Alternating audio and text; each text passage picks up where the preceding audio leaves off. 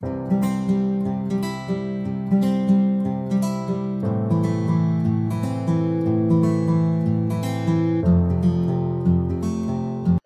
বন্ধু বান্ধৱীসকল, জিৰাগীতিলৈ আপোনালোকক স্বাগতম। আমি ক্ৰমাগতভাৱে ইণ্ডিয়ান হিষ্ট্ৰী পাৰ্ট 2 আলোচনা কৰি আছোঁ। বৰ্তমানলৈকে আমি পাই আহিছোঁ যে শুংগ বংশ সময়ৰ পৰা ভাৰতত 4বাৰ বিদেশী আক্ৰমণ হৈছিলে। সেইসকল হৈছে ইণ্ডো গ্ৰীক, স্বশাসক, পল্লৱসকল আৰু কুষাণসকল। এই কুষাণসকলৰ সময়ত সামন্ত ব্যৱস্থা বা প্ৰথাৰ প্ৰচলন আছিল। সেই প্ৰথা অনুসৰি তেওঁলোকে তাত যিসকল বিষয়ববীয়াক নিযুক্তি দিয়ে, মানে তেওঁলোকৰ ৰাজসভাত যিসকল বিষয়ববীয়ে কাম কৰে, তেওঁলোকক দৰমহাৰ সলনি দৰমহাৰ সম পৰিমাণৰ মাটি দিয়াৰ ব্যৱস্থা আছিলে। আৰু ক্ৰমান্বয়ে তেনেকুৱা একোজন সামন্ত শক্তিশালী হৈ উঠে। শক্তিশালী মানে জমিনদাৰ, তেওঁলোকৰ হাতত মাটি বাৰী বহুত হৈ যায় আৰু তেওঁলোক শক্তিশালী হৈ উঠে। কুষাণসকলৰ অন্যতম শ্ৰেষ্ঠ শাসক আছিলে কনিষ্ক। কিন্তু তাৰ পাছত কুষাণ বংশত কোনো শক্তিশালী শাসক নাছিলে আৰু তাৰ ফলত তেওঁলোকৰ এজন সামন্ত শ্ৰীগুপ্ত শক্তিশালী হৈ উঠে। উত্তৰ প্ৰদেশৰ কৌশম্বীত ৰাজধানী পাতি গুপ্ত বংশ প্ৰতিষ্ঠা কৰে। আজি আমি সেই গুপ্ত বংশৰ বিষয়ে আলোচনা কৰিম। গুপ্তসকলৰ ভূমিকাও বিশেষভাৱে উল্লেখযোগ্য আছিলে। তেওঁলোক বৈষ্ণৱ বা বিষ্ণু ভক্ত আছিল, অৰ্থাৎ তেওঁলোকে হিন্দু ধৰ্ম মানিছিলে। তেওঁলোকে প্ৰায় 200 বছৰ কাল শাসন কৰিছিলে। এতিয়া আহোঁ গুপ্ত বংশৰ ৰজাসকললৈ। ফাৰ্ষ্ট আহিলে শ্ৰীগুপ্ত। তেওঁ গুপ্ত বংশৰ প্ৰতিষ্ঠাপক ৰজা আছিলে। তেওঁ কুষাণসকলৰ সামন্ত আছিলে। তেওঁ ৰজা হিচাপে শাসন কৰা নাছিলে। তেওঁ প্ৰথম জমিনদাৰে আছিলে আৰু তেনেকৈ তাত কৌশম্বীত ৰাজধানী পাতি তাতে তেওঁ শাসন কৰি আছিলে। অৱশ্যে পিছলৈ উত্তৰ প্ৰদেশ আৰু বিহাৰক কেন্দ্ৰ কৰি পাটলিপুত্ৰলৈ তেওঁলোকৰ ৰাজধানী লৈ গৈছিলে। প্ৰথম অৱস্থাতে কৌশম্বী আছিলে, পাছত পাটলিপুত্ৰলৈ গৈছিলে। আৰু শ্ৰীগুপ্তই প্ৰথম মহাৰজা উপাধি গ্ৰহণ কৰিছিলে আৰু তেওঁৰ পাছৰ ৰজা হৈছিলে ঘটোৎকচ। এওঁ এজন সামন্ত হিচাপে শাসন কৰিছিলে। এওঁ মানে ৰজা হিচাপে শাসন কৰা নাছিলে, তেওঁ এজন সামন্ত হিচাপে শাসন কৰিছিলে। ইয়াৰ পাছত চন্দ্ৰগুপ্ত প্ৰথম ৰজা হৈছিলে। তেওঁক ৰিয়েল ফাউণ্ডাৰ বুলি কোৱা হয়। গুপ্ত বংশৰ ৰিয়েল ফাউণ্ডাৰ বুলি সুধিলে চন্দ্ৰগুপ্ত প্ৰথম হ'ব আৰু প্ৰতিষ্ঠাপক হ'লে শ্ৰীগুপ্ত হ'ব। আৰু চন্দ্ৰগুপ্ত প্ৰথম ৰজা হিচাপে শাসন কৰিছিলে। তেওঁৰ পত্নীৰ নাম আছিল কুমাৰ দেৱী। তেওঁৰ কাৰণে ৰজাই পইচাত এফালে ৰজা আৰু এফালে ৰাণী থকা পইচা প্ৰচলন কৰিছিলে। এইটো সুধিব পাৰে কোনে ৰজা ৰাণী থকা পইচা প্ৰচলন কৰিছিলে। চন্দ্ৰগুপ্ত প্ৰথমে। ইয়াৰ উপৰিও তেওঁ সোণৰ মুদ্ৰা প্ৰচলন কৰিছিলে। শ্ৰীগুপ্তই আৰম্ভ কৰা গুপ্ত ৰাজ্যখন তেওঁ বৈশালী, পাটলিপুত্ৰ, অযোধ্যা, প্ৰয়াগৰাজ তালৈকে বিস্তাৰ কৰিছিলে। অৰ্থাৎ তেওঁৰ সময়ত সাম্ৰাজ্যখন ডাঙৰ হৈছিলে। চন্দ্ৰগুপ্ত প্ৰথম সিংহাসনত উঠাৰ সময়ৰ পৰা গুপ্তাব্দ নামৰ এটা নতুন বৰ্ষৰ প্ৰচলন হৈছিলে। গুপ্তসমূহৰ মুদ্ৰাসমূহত এই গুপ্তাব্দৰ কথা উল্লেখ আছিলে। আৰু চন্দ্ৰগুপ্ত প্ৰথম মহাধীৰাজ উপাধি গ্ৰহণ কৰিছিলে। ইয়াত মনত ৰাখিবলগীয়া কথা হৈছে কোনে ৰজা ৰাণী চিক্কা প্ৰচলন কৰিছিলে আৰু সোণৰ মুদ্ৰা প্ৰচলন কৰিছিলে। আৰু তেওঁক ৰিয়েল ফাউণ্ডাৰ বুলি ক'লে আমি চন্দ্ৰগুপ্ত প্ৰথমৰ কথা ক'ব পাৰোঁ। তাৰ পাছৰ ৰজা হৈছিলে সমুদ্ৰগুপ্ত। সমুদ্ৰগুপ্তই এই বংশৰ সকলোতকৈ শক্তিশালী আৰু শ্ৰেষ্ঠ ৰজা আছিলে।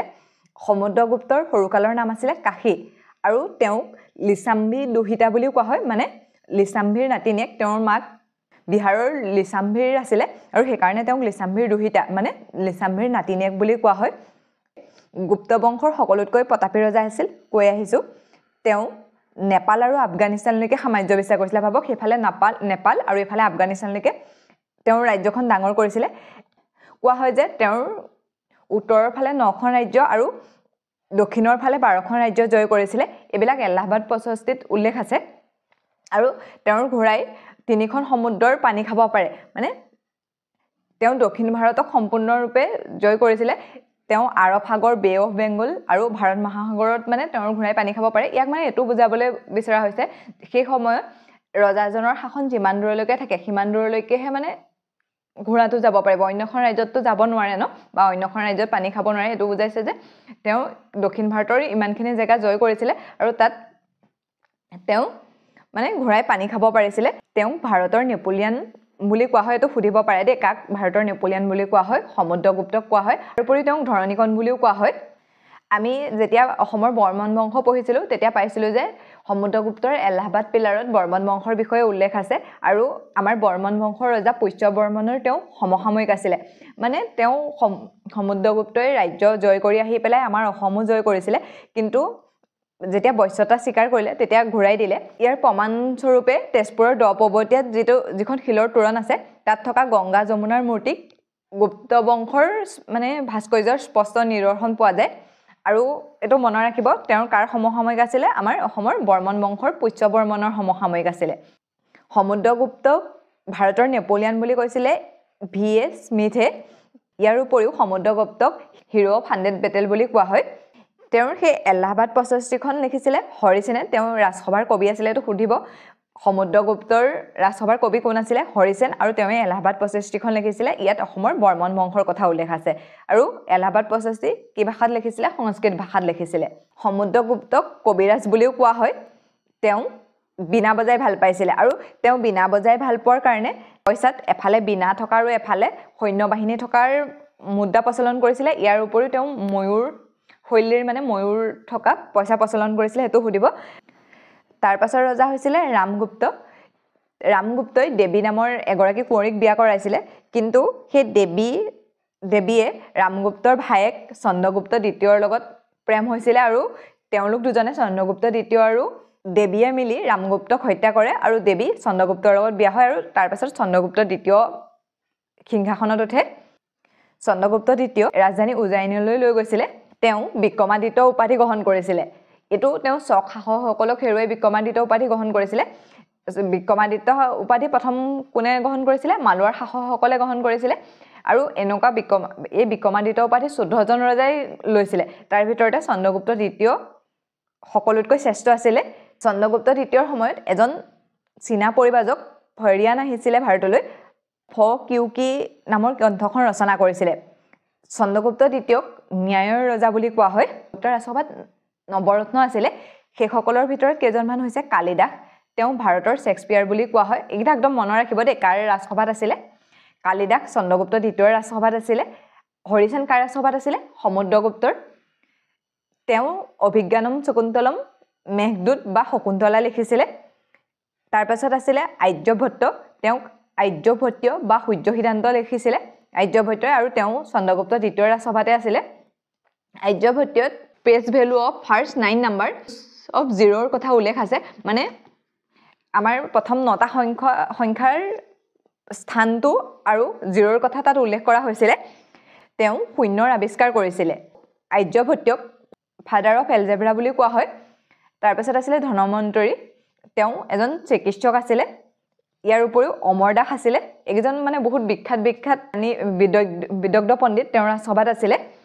যেতিয়া তেওঁ বহিলাসকলক পৰাস্ত কৰিছিলে তাৰ গৌৰৱৰ চিন স্বৰূপে দিল্লীত আইৰন পিলাৰ বনাইছিলে চন্দ্ৰগুপ্ত দ্বিতীয়ই ৰূপৰ মুদ্ৰা প্ৰচলন কৰিছিলে এতিয়া যে কৈ আহিছো চন্দ্ৰগুপ্ত দ্বিতীয়ই দেৱীয়ে চন্দ্ৰগুপ্ত দ্বিতীয়ক ভাল পাইছিলে যিগৰাকী ৰামগুপ্তৰ পত্নী আছিলে নিউজ নাছিলে ন গম পাবলে কেনেকে গম পাব তেতিয়া সেই কথাবিলাক উল্লেখ কৰি বিশ্বাখা দত্তই দেৱী চন্দ্ৰগুপ্ত নামৰ কিতাপখন লিখিছিলে ইয়াত আৰু দেৱী আৰু চন্দ্ৰগুপ্তৰ প্ৰেম কাহিনী আছিলে ইয়াৰ উপৰিও এই বিশ্বাখা দত্তই মুদ্ৰা ৰাক্ষসখন লিখিছিলে তাৰ পাছৰ ৰজা হৈছিলে প্ৰথম কুমাৰগুপ্ত তেওঁৰ পৃষ্ঠপোষকতাত নলন্দা বিশ্ববিদ্যালয়খন ডেভেলপ কৰা হৈছিলে যিখন গুপ্ত ৰাজবংশৰ শিক্ষাৰ প্ৰতীক বুলি গণ্য কৰা হয় আৰু এই প্ৰথম কুমাৰগুপ্তই বৌদ্ধ ধৰ্মৰ যিটো মহাযান হিনযান আৰু মহাযান দুটা ভাগত ভাগ হৈছিলে ন তাৰ এই মহাযান শাখাটো মানিছিলে আৰু নলন্দা বিশ্ববিদ্যালয়খনক মহাযান শাখাৰ অক্সফোৰ্ড বুলি কোৱা হয় আমি যেতিয়া বৌদ্ধ ধৰ্ম পঢ়িছিলো তেতিয়া পাইছিলো তেওঁৰ সময়ত ফাৰ্ষ্ট হুনা আক্ৰমণকাৰীসকলে আক্ৰমণ কৰিছিলে সুধিব পাৰে দেই কাৰ সময়ত ফাৰ্ষ্ট হুনা আক্ৰমণ হৈছিলে প্ৰথম কুমাৰগুপ্তৰ সময়ত হৈছিলে গুপ্ত যুগৰ এখন কপাৰ প্লেট দমদাপুৰ কপাৰ প্লেট নং 1ত মি বিক্ৰীৰ সম্পৰ্কে বিৱৰণ আছে আৰু কুমাৰগুপ্ত প্ৰথমৰ কথা উল্লেখ আছে তেওঁ মহেন্দ্ৰদিত্য উপাধি গ্ৰহণ কৰিছিলে তাৰ পাছৰ ৰজা হৈছিল স্কন্ধগুপ্ত আৰু তেওঁ হুনাসকলক মানে বিৰুদ্ধে যুদ্ধ কৰি হুনাসকলক খেদি পঠিয়াইছিলে এই বিষয়ে বৰ্ণনা কৰি জুনাগড়ৰ ওচৰত এখন অভিলেখ লেখা আছে সেই অভিলেখখনৰ পৰা যে তেওঁ হুনাসকলক খেদি পঠিয়াইছিলে সেই কথাটো গম পোৱা যায় আৰু তেওঁ হুনাসকলক মেলেজ বুলি কৈছিলে হুনাসকলক কোনে মেলেজ বুলি কৈছিলে স্কন্ধগুপ্তই মনত ৰাখিব আৰু তেওঁ চন্দ্ৰগুপ্ত মৌৰ্যই যিটো জিল খনাইছিল সুদৰ্শন জিল সেই সুদৰ্শন জিলটো দেখি মানে অনুপ্ৰাণিত হৈছিলে বা ভাল লাগিছিলে যিটো ৰুদ্ৰদামনে পুনৰ নিৰ্মাণ কৰিছিলে হেতু স্কন্ধগুপ্তইও পুনৰ নিৰ্মাণ কৰিছিলে এটো আহিব পাৰে দেই প্ৰথম সুদৰ্শন জিলটো খনাইছিলে চন্দ্ৰগুপ্ত মৌৰ্যই পুনৰ নিৰ্মাণ কৰিছিলে ৰুদ্ৰদামনে তাৰ পাছত পুনৰ নিৰ্মাণ কৰিছিলে স্কন্ধগুপ্তই ওকে তেওঁ দুটা উপাধি গ্ৰহণ কৰিছিলে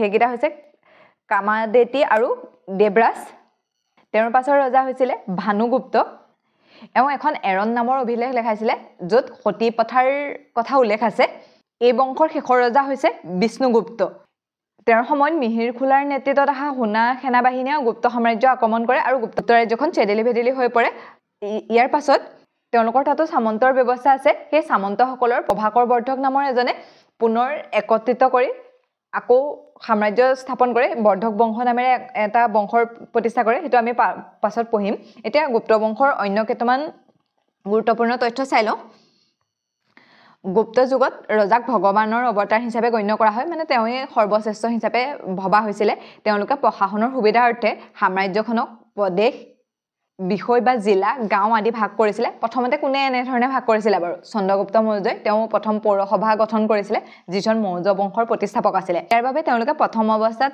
ৰাজকোষৰ পৰা ধন দিছিলে মানে তেওঁলোকক তাত শাসন সুবিধাৰ্থে তাতটো এজন বিষয়াৰ নিযুক্তি দিছিলে আৰু তেওঁলোকক ধন প্ৰথমতে ৰজাৰ তাৰ পৰাই দিছিলে কিন্তু পাছলৈ সেই যিবিলাক গাঁৱত শাসন কৰি আছিলে যিখন জিলাত শাসন কৰি আছিলে সেই তেওঁলোকৰ পৰাই ভূমি কৰ সংগ্ৰহ কৰি দৰমহা ল'বলৈ অনুমতি দিয়া হৈছিলে তেওঁলোকৰ সময়ত বিচাৰ ব্যৱস্থাক দুটা ভাগত ভাগ কৰা হৈছিলে এটা হৈছে সাধাৰণ গোচৰ যিবিলাক মাটি বাৰীৰ লগত জড়িত মানে বৰ ডাঙৰ ডাঙৰ নোহোৱাখিনিক সাধাৰণ গোচৰ হিচাপে গণ্য কৰা হৈছিলে অপৰাধমূলক চুৰ ডকাইতিৰ লগত জড়িত আছিলে যিবিলাক সেইবিলাক অপৰাধমূলক গোচৰ হিচাপে ধৰা হৈছিলে ৰাজ্যৰ ভূমিসমূহক তিনিটা ভাগত ভাগ কৰা হৈছিলে সেইকেইটা হৈছে ৰাষ্ট্ৰৰ মালিকানাধীন ভূমি যিটো মানে দৰমহাৰ পৰিৱৰ্তে বা সামন্ত ব্যৱস্থাত যিটো হৈছিলে দৰমহাৰ পৰিৱৰ্তে ভূমি দিয়া হৈছিলে সেইটো ৰাষ্ট্ৰীয় মালিকাধীন ভূমি বুলি কয় তাৰপিছত চৰকাৰী উৰ্বৰা ভূমি যিবিলাকত মানে খেতি হৈছিলে আৰু ব্যক্তিগত কৃষি ভূমি আৰু এইবিলাকৰ পৰাই তেওঁলোকে কৰ সংগ্ৰহ কৰিছিলে তাৰ তেওঁলোকে উৎপন্ন হোৱা বস্তুৰ 4/1 পৰা 6/1 কৰ সংগ্ৰহ কৰিছিলে ঠিক আছে গুপ্ত যুগৰ কেতবোৰ নিদৰ্শন শ্ৰী বিষ্ণু মন্দিৰ হেতু তেওঁলোকে বনাইছিল দেৰগড়ৰ দশাৱতাৰ মন্দিৰ আইহুলৰ দুৰ্গ মন্দিৰ শৰণাথৰ ধ্যানমগ্ন বুদ্ধ মন্দিৰ মথুৰাত থিয় হৈ থকা বুদ্ধ মন্দিৰ আৰু মেহৰুলিৰ লৌহ স্তম্ভ গুপ্ত বংশৰ প্ৰতীক বুলি গৰুৰ মানে যোনটো এটা ইগল আৰু মানুহৰ সংমিশ্ৰণত যেটো গৰুৰ পক্ষী আপোনালোকে চাগে নিশ্চয় চিনি পায় হেতু গুপ্ত বংশৰ প্ৰতীক আছিলে গুপ্ত বংশৰ শাসনৰ সময়খিনি ভাৰতৰ ইতিহাসৰ স্বৰ্ণ যুগ বুলি কোৱা হয় মানে সেই সময়খিনিত বহুত ভাল কাম হৈছিলে বহুত ভাল শাসন ব্যৱস্থা আছিলে সেইকাৰণে সেই সময়খিনিক স্বৰ্ণ যুগ বুলি কোৱা হয় শ্ৰীযুতে গুপ্ত যুগত ঔষধৰ কাম কৰিছিলে তেওঁ ফাৰ্ষ্ট ইণ্ডিয়ান সাৰ্জন বুলি কোৱা হয় এটো আমাৰ এডিআৰৰ এক্সাম এটাত আহিছিলে কাক ইণ্ডিয়ান ফাৰ্ষ্ট সাৰ্জন বুলি কোৱা হয় গুপ্ত বংশৰ এজন বিখ্যাত লেখক হৈছে ভাইৰবী তেওঁ কিৰাতৰ অৰ্জুনিয়ামখন লিখিছিলে য'ত অৰ্জুন আৰু কিৰাতৰ যুদ্ধৰ কথা উল্লেখ আছে যেতিয়া বিষ্ণুগুপ্তৰ দিনত মিহিৰ খোলাৰ নেতৃত্বত হুন শাসকসকলে গুপ্ত বংশ আক্ৰমণ কৰিলে তাৰ পাছত তেওঁলোকৰ বংশৰ লোকসকল য'ত চিটিকি পৰিলে মানে তেওঁলোকৰ যিখিনি সামন্ত আছিলে সেইখিনিয়ে ভাৰতৰ বিভিন্ন জেগাত শাসন কৰিবলৈ ল'লে আৰু সেইবিলাকৰ ভিতৰত অন্যতম বংশ হৈছে বৰ্ধন বংশ বা এই বৰ্ধন বংশটোক পুষ্যভূতি বংশ বুলিও কোৱা হয় তেওঁলোকে 550 এডিৰ পৰা 647 এডিলৈকে শাসন কৰিছিলে তেওঁলোকৰ প্ৰথম ৰাজধানী আছিলে থানেশ্বৰ সেই তেওঁলোকৰ বিভিন্ন সামন্তই বিভিন্ন জেগাত শাসন কৰিছিলে আমি এতিয়া পাম সেইখিনি এই বংশৰ প্ৰতিষ্ঠাপক ৰজা আছিলে পুষ্যভূতি বৰ্ধন তেওঁ প্ৰতিষ্ঠাপক আছিলে তেওঁ বিশেষ ধৰণৰ কোনো কাম কৰা নাছিলে তেওঁৰ প্ৰথম ৰাজধানী আছিলে থানেশ্বৰ বৰ্তমানৰ হাৰিয়ানাত আৰু ইয়াৰ পাছৰ ৰজা হৈছিলে প্ৰভাকৰ বৰ্ধন এওঁ বৰ্ধক বংশ বা পুষ্যভূতি বংশৰ বাস্তৱিক ৰজা বুলি কোৱা হয় তেওঁৰ তিনিজন সন্তান আছিলে সেইকেইজন হৈছে ৰাজশ্ৰী ৰাজবৰ্ধন আৰু হৰ্ষবৰ্ধন ৰাজশ্ৰীক কনৌজৰ ৰজা গহবৰ্মনলৈ বিয়া দিছিলে তেতিয়া কি হ'ল সেই মালোৱাৰ শাসক আমি যে আগতে পাইছিলোঁ যিজনে শক শাসকসকলক পৰাভূত কৰি প্ৰথম বিক্ৰমাদিত্য উপাধি লৈছিলে সেই তাৰ মালোৱাৰ শাসক এজন দেৱগুপ্তই ৰাজশ্ৰীৰ স্বামী গৃহবৰ্মনক হত্যা কৰে আৰু ৰাজশ্ৰীক মানে তাৰ পৰা খেতি বহুত দূৰলৈকে খেতি লৈ গৈছিলে আৰু সেই কথা গম পাই তেওঁৰ মানে ভায়েক ৰাজবৰ্ধনে আহি মালোৱাৰ শাসক দেৱগুপ্তক হত্যা কৰে আৰু সেই দেৱগুপ্তৰ এজন বন্ধু আছিলে শশাংক যিজন গৌড়ৰ শাসক আছিলে আমি যেতিয়া অসম হিষ্ট্ৰী পঢ়িছিলোঁ তেতিয়া ভাস্কৰ বৰ্মনৰ দিনত পাইছিলোঁ ন ভাস্কৰ বৰ্মন আছিলে হৰ্ষবৰ্ধনৰ সমসাময়িক তেওঁ হৰ্ষবৰ্ধনক কৰ্ণ সুবৰ্ণ যুদ্ধত সহায় কৰিছিলে আৰু তাৰ পাছতেই নিধানপুৰ তামপ্লেট লিখিছিলে সেই শশাংকই আহি হৰ্ষবৰ্ধনৰ ককায়েক ৰাজবৰ্ধনক হত্যা কৰে ঠিক আছে আৰু তেতিয়া কি হ'ল হৰ্ষবৰ্ধন সেই সময়ত বহুত সৰু আছিলে তেওঁৰ বয়স 15 বছৰমান আছিলে তেতিয়া তেওঁ মানে নিজৰ বায়েক বা ককায়েক নাইকিয়া হৈ গ'ল ন ৰাজশ্ৰীক খেদি লৈ গ'ল তেওঁ হাবিয়ে বননীয়ে ঘূৰি ফুৰিছিলে সেই দেৱগুপ্তক ৰাজবৰ্ধনে হত্যা কৰিলে ৰাজবৰ্ধনক আহি গৌড়ৰ শংকৰে হত্যা কৰিলেহি তেতিয়া এই হৰ্ষবৰ্ধনে শশাংকৰ বিৰুদ্ধে যুদ্ধ কৰিছিলে সেইখনেই বিখ্যাত কৰ্ণসুবৰ্ণ যুদ্ধ তাত আমাৰ অসমৰ ভাস্কৰ বৰ্মনে সহায় কৰিছিলে ঠিক আছে তাৰপিছত তেওঁ এই ৰাজস্বীক বিচাৰি পোৱা নাছিলে ৰাজস্বীক বিচাৰি পাবৰ কাৰণে তেওঁ বৌদ্ধ ভিক্ষুসকলৰ সহায় লৈছিলে আতচী দিবাকৰ নামৰ এজনে তেওঁৰ সন্ধান দিছিলে আৰু সেই ৰাজস্বীক আনি তেওঁ কনৌজত ৰজা পাতে আৰু তেওঁ নিজে হৰ্ষবৰ্ধনে মানে নিজে ৰাজস্বীৰ মানে প্ৰতিনিধি বা ৰক্ষক হিচাপে আছিলে তেওঁ বিয়া কৰোৱা নাছিলে আৰু তাৰ পাছতেই বৰ্ধন বংশ শেষ হয় মানে হৰ্ষবৰ্ধনে বিয়া কৰোৱা নাছিলে কাৰণে তেওঁলোকৰ বংশ সিমানতে শেষ হয় হৰ্ষবৰ্ধনে শাসন কৰিছিলে 606 এডিৰ পৰা 477 এডিলৈকে হৰ্ষবৰ্ধন আছিলে বৰ্ধন বংশৰ তৃতীয় ৰজা আৰু তেওঁ শ্ৰেষ্ঠ ৰজা আছিলে তেওঁক শিলাদিত্য নামেৰেও জনা যায় থানেশ্বৰ বা কনৌজ যিটো বৰ্তমানৰ হাৰিয়ানাৰ তাৰ ৰজা আছিলে তেওঁৰ সময়ত হিউৱেনচাং ভাৰত ভ্ৰমণ কৰিবলৈ আহিছিলে আমি হেতু পাইছোৱে প্ৰথম হিউৱেনচাং কামৰূপলৈ আহিছিলে আৰু কামৰূপৰ ৰজা ভাস্কৰ বৰ্মনে তেওঁক কনৌজৰ ধৰ্মীয় সভালৈ লৈ গৈছিলে তাত ভাস্কৰ বৰ্মনে ব্ৰহ্মাৰ ড্ৰেছ আৰু হিউৱেনচাঙে ইন্দ্ৰৰ ড্ৰেছ পিন্ধিছিলে আমি সেইবিলাক পাই আহিছোঁ ন হিউৱেনচাঙৰ সন্মানৰ কাৰণে হৰ্ষবৰ্ধনে তৃতীয় বৌদ্ধ মহামেল আয়োজন কৰিছিলে হৰ্ষবৰ্ধন নিজে সভ্যধৰ্মী হৈও মানে সকলো ধৰ্মকে সমানে চাইছিলে ইয়াৰ পৰাই তেওঁ ধৰ্ম নিৰপেক্ষতাৰ কথা গম পাব পাৰি আৰু ইয়াৰ উপৰিও তেওঁ নলন্দা বিশ্ববিদ্যালয়খনলৈ অনুদান আগবঢ়াইছিলে তেওঁৰ সময়ত বা তেওঁৰ এজন ৰাজকবি হৈছে বানভট্ট মনত ৰাখিব এইটো সুধিব পাৰে বানভট্ট কাৰ ৰাজসভাৰ কবি আছিলে হৰ্ষবৰ্ধনৰ ৰাজসভাৰ কবি আছিলে আৰু বানভট্টই লিখিছিলে হৰ্ষচৰিতখন ইয়াৰ উপৰিও হিউৱেনচাঙৰ টোকা এজন চীন লেখক জুইলিয়ে হিউৱেনচাঙৰ জীৱনী বুলি এখন লিখিছিলে তাৰ পৰাই হৰ্ষবৰ্ধনৰ কথা জানিব পাৰি ইয়াৰ উপৰিও বানভট্টই কাদম্বৰী নামৰো অন্য এখন পুথি ৰচনা কৰিছিলে হৰ্ষবৰ্ধন নিজেও এজন সাহিত্যিক আছিলে তেওঁ নাগানন ৰত্নাৱলী প্ৰিয়দৰ্শিকা সেইকেইখন সংস্কৃতত কিতাপ লিখিছিলে আৰু তেওঁৰ পৃষ্ঠপোষকতাত জাতকমালা নামৰ এখন পুথিৰ ৰচনা হৈছিলে তেওঁ প্ৰাচীন ভাৰতৰ শ্ৰেষ্ঠ ৰজা আছিলে আৰু তেওঁ অবিবাহিত হোৱাৰ বাবে সেই সময়তে বৌদ্ধ বংশৰো শেষ হয় আৰু তেতিয়াৰ পৰাই মুছলমান শাসকৰ আগমন হয় যেতিয়া তেওঁ দক্ষিণ ভাৰতৰ চালুক্যৰ বতাপী আক্ৰমণ কৰিছিলে সেই সময়ত চালুক্য বতাপীৰ এজন ৰজা পুলকেশন দ্বিতীয়ই হৰ্ষবৰ্ধনক হত্যা কৰিছিলে ঠিক আছে আজি ইম্পৰ্টেণ্ট কেইটা এবাৰ চাই লওঁ গুপ্ত বংশৰ প্ৰতিষ্ঠাপক ৰজা আছিলে শ্ৰীগুপ্ত তেওঁলোকে প্ৰথম উত্তৰ প্ৰদেশৰ কৌশম্বীত ৰাজধানী আৰম্ভ কৰিছিলে শ্ৰীগুপ্তই প্ৰথম মহাৰজা উপাধি গ্ৰহণ কৰিছিলে তাৰ পাছৰ ৰজা হৈছিলে ঘটুকচ তেওঁ এজন সামন্ত হিচাপে কুশানসকলৰ এজন সামন্ত হিচাপে শাসন কৰিছিলে তেওঁৰ পাছৰ ৰজা হৈছিলে চন্দ্ৰগুপ্ত প্ৰথম তেওঁকে গুপ্ত বংশৰ ৰিগেল ফাউণ্ডাৰ বুলি কোৱা হয় বা বাস্তৱিক শাসক বুলি কোৱা হয় শ্ৰীগুপ্ত হৈছে প্ৰতিষ্ঠাপক কিন্তু বাস্তৱিক শাসক হিচাপে তেওঁ ৰজা হিচাপে শাসন কৰা নাছিলে তেওঁ এজন সামন্ত হিচাপে আছিলে সেইকাৰণে চন্দ্ৰগুপ্ত প্ৰথমক ৰিয়েল ফাউণ্ডাৰ বুলি কোৱা হয় তেওঁ ৰজাৰাণী থকা পইচা প্ৰচলন কৰিছিলে গুপ্ত বংশৰ শ্ৰেষ্ঠ ৰজা বা যোদ্ধা ৰজা আছিলে সমুদ্ৰগুপ্ত তেওঁ সৰুকালৰ নাম আছিলে কাশী নেপালৰ পৰা আফগানিস্তানলৈকে ৰাজ্য বিস্তাৰ কৰিছিলে সেয়েহে তেওঁ নেপোলিয়ান বুলি কোৱা হয় সমুদ্ৰগুপ্ত আমাৰ বৰ্মন বংশৰ ৰজা পুষ্য বৰ্মনৰ সমসাময়িক আছিলে ওপৰত থকা দ্ৰৌপদীৰ শিলৰ তোৰণখনত গংগা আৰু যমুনাৰ মূৰ্তি যিকেইটা আছে সেইকেইটা গুপ্ত ভাস্কৰ্যৰ নিদৰ্শন বুলি ক'ব পৰা যায় সমুদ্ৰগুপ্তৰ ৰাজসভাৰ কবি আছিলে হৰিসেন তেওঁ এলাহাবাদ প্ৰশস্তি বা প্ৰয়াগ প্ৰশস্তিত লিখিছিলে আৰু ইয়াত অসমৰ বৰ্মন বংশৰ কথা উল্লেখ আছে সমুদ্ৰগুপ্তই ময়ূৰশৈলী পইচা আৰু এফালে সৈনিক থকা আৰু এফালে বিনা বজাই থকা মুদ্ৰাৰ প্ৰচলন কৰিছিলে তেওঁ ৰাজধানী উজ্জয়িনীলৈ নিছিলে আৰু বিক্ৰমাদিত্য উপাধি গ্ৰহণ কৰিছিলে বিক্ৰমাদিত্য উপাধি 14জন ৰজাই গ্ৰহণ কৰিছিলে তাৰ ভিতৰতে শ্ৰেষ্ঠ হৈছে চন্দ্ৰগুপ্ত দ্বিতীয় তেওঁৰ সময়ত এজন চীনা পৰিব্ৰাজক ফাৰিয়ান ভাৰতলৈ আহিছিলে আৰু তেওঁ কিউকি গ্ৰন্থখন ৰচনা কৰিছিলে আৰু চন্দ্ৰগুপ্ত দ্বিতীয়ক ন্যায়ৰ ৰজা বুলি কয় চন্দ্ৰগুপ্ত দ্বিতীয়ৰ ৰাজসভাত নৱৰত্ন আছিল সেইকেইজন সংস্কৃতৰ পণ্ডিত তাৰ ভিতৰতে অন্যতম হৈছে কালিদাস যিজনক ভাৰতৰ শেক্সপিয়াৰ বুলি কোৱা হয় আৰু তেওঁ অভিজ্ঞানম শকুন্তলম মেঘদূত বা শকুন্তলা ৰচনা কৰিছিলে তাৰ পাছত আছিলে আৰ্যভট্ট তেওঁ আৰ্যভট্টীয় আৰু সূৰ্য সিদ্ধান্ত লিখিছিলে আৰ্যভট্টই শূন্যৰ আৱিষ্কাৰ কৰিছিলে চন্দ্ৰগুপ্ত দ্বিতীয়ই ৰূপৰ মুদ্ৰা প্ৰচলন কৰিছিলে আৰু চন্দ্ৰগুপ্ত দ্বিতীয় আৰু দেৱীৰ প্ৰেম কাহিনী লিখি বিশ্বাখা দত্তই দেৱী চন্দ্ৰগুপ্ত নামৰ পুথিখন ৰচনা কৰিছিলে। ইয়াৰ উপৰিও সেই বিশ্বাখা দত্তই মুদ্ৰা ৰাক্ষস নামৰ পুথিখন ৰচনা কৰিছিলে। প্ৰথম কুমাৰগুপ্তৰ সময়ত হুনা আক্ৰমণ হৈছিলে। স্কন্ধগুপ্তই হুনাসকলক খেদি পঠিয়াব পাৰিছিলে। তেওঁ হুনাসকলক মেলিছ বুলি কৈছিলে। স্কন্ধগুপ্তই যিটো চন্দ্ৰগুপ্ত মৌৰ্যই বনাইছিলে সুদৰ্শন জিল, সেই সুদৰ্শন জিলটো তেওঁ পুনৰ নিৰ্মাণ কৰিছিলে। গুপ্ত বংশৰ শেষৰ ৰজাজন আছিলে বিষ্ণুগুপ্ত। তেওঁৰ সময়ত হুন আক্ৰমণকাৰী মিহিৰ খোলাই আক্ৰমণ কৰিছিলে আৰু গুপ্ত বংশটো থানবান হৈ গৈছিলে।